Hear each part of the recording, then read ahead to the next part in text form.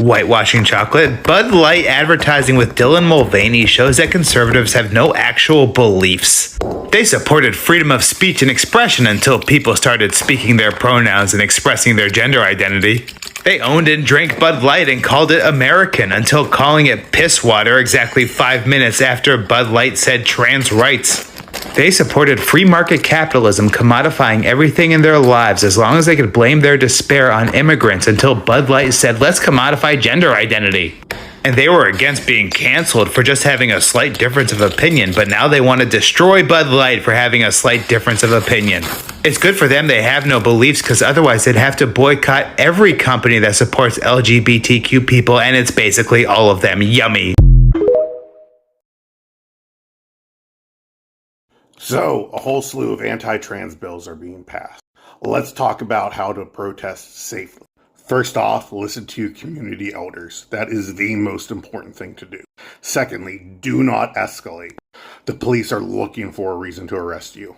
Third, white people, white able-bodied people specifically. It is your job to protect the BIPOC as well as disabled people in our community. Yes, that includes using your body as a shield, forming walls of white people between the cops and POC. Now, protect yourself. Turn off all biometric data on your phone so only a password can get in. When you are going to protest, wear black, long sleeves, long pants, doesn't matter the weather. And wear shoes that are good for running. Now that the obvious stuff is out of the way, let's talk about tear gas. Tear gas is awful. It is a war crime to use in the war, yet the police use it. Get you some gloves, a breathing respirator, and a bucket.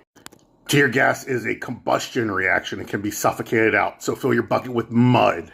Not water, mud. It's going to be a little heavier. You pick it up with a gloved hand, otherwise you will get chemical and or combustion burns, and you will drop it inside the mud. This will cause the combustion to fizzle out.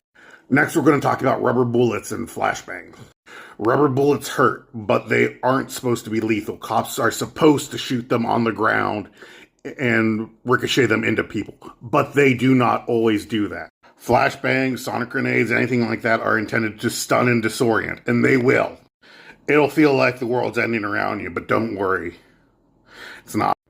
On your arm, you should have written the local lawyers guild in your area, so you can call for lawyers should you be arrested. Stay safe out there in the fight against tyranny. Be evil. Be gay. Many people are concerned about the new NYPD police dog, so I made a quick list on what not to do to ensure that we as a united people can keep these dogs operational at their maximum capacity for as long as possible. To ensure the longevity of the NYPD police dogs, please avoid the following behaviors: placing objects shorter than 30 centimeters, such as cans or buckets filled with paint or gels, in front of it as it may have trouble detecting them. Allowing its legs to get caught in wires, cords, nets, rebar mesh, or fencing, as it may cause the robot to tumble. Operating it on slippery surfaces like sand, dust, or liquids, as it may not perform well. Avoiding placing a mirror in front of it, as it may confuse its obstacle detection system. Bright lights should also be avoided, and do not cover the robot with a blanket. Refrain from attempting to give it a bath or exposing it to a large amount of water. Being mindful that it may fail to detect transparent objects, such as glass doors, and objects thinner than 3 centimeters, such as poles and ladders. Not turning it off by pressing and holding the blue button at its rear for 2 seconds.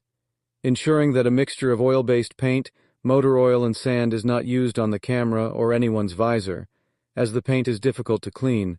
The oil may damage the rotors and joints, and the sand will cause havoc on any transparent glass or plastic surface. By following these guidelines, you can ensure the optimal performance and durability of this advanced robot police dog. If you're sick of arguing with right-wingers about children getting gender-affirming care, please stick around. This video is for you. The other day I was on Reddit and I stumbled across a post where somebody asked how many children actually get gender-affirming care because they watched right-wing media and were convinced that it was like the majority of trans kids getting surgery. Luckily, this person was open-minded and self-aware enough to realize they should be asking that question. And luckily, there were very knowledgeable people in the comment section. These people provided not only answers to that question, but answers with reliable sources. So I am sharing this information with you. Save this video for the next time you have to argue this point. From 2017 to 2021, 121,882 children ages 6 to 17 were diagnosed with gender dysphoria. 4,780 were prescribed puberty blockers in that same time period. 14,726 started with hormone treatments. From 2019 to 2021, only 56 genital surgeries were performed, while 776 mastectomies were performed. So while gender reassignment surgery does occur in children in the US, it only occurs in 0.045% of the children given the diagnosis of gender dysmorphia. There was also a lot of really good first-hand insight into this process from people who have gone through it or have kids who have gone through it. This person is the parent of a transgender person who was 19 when they transitioned. This person's insurance required letters from 2 physiologists, one of whom had to be a PhD level, a letter from his doctor, a letter from his endocrinologist, and then they allowed him to start testosterone. Then he had a mastectomy, then he had his ovaries removed. By the way, the insurance did not cover those surgeries. The parent goes on to say that this surgery basically saved this child's life. This person is pointing out that even cis kids have had puberty blockers used for decades because some kids develop too quickly. The person below them pointed out that even cis women have vaginoplasties and dilate for their pelvic floor muscles. They also pointed out that cis men often need mastectomies for gynecomastia. These have never been controversial medical treatments until now. When it comes to plastic surgery just for the sake of plastic surgery, that also happens in cis kids. In 2011, adolescents under 18 years of age accounted for 4,830 breast augmentations. Point being, the rhetoric you're seeing from the right is purely hate-filled propaganda.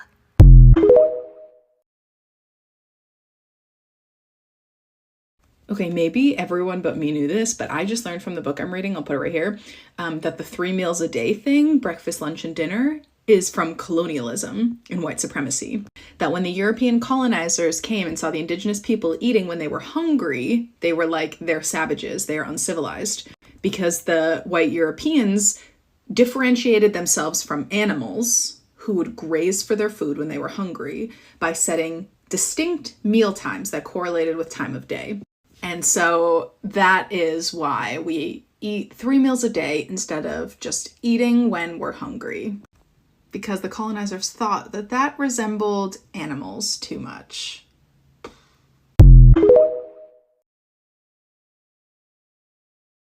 Guys, stop doing this. Stop filling super soakers with pee and spraying them into police vehicles. It's really mean and you shouldn't do it. And you definitely shouldn't do it right now and today. You definitely shouldn't do it in Atlanta. That'd be bad if all of a sudden there was a bunch of pee in all these Atlanta police vehicles. You know, that would suck for them. It really would suck if that happened. So don't do that.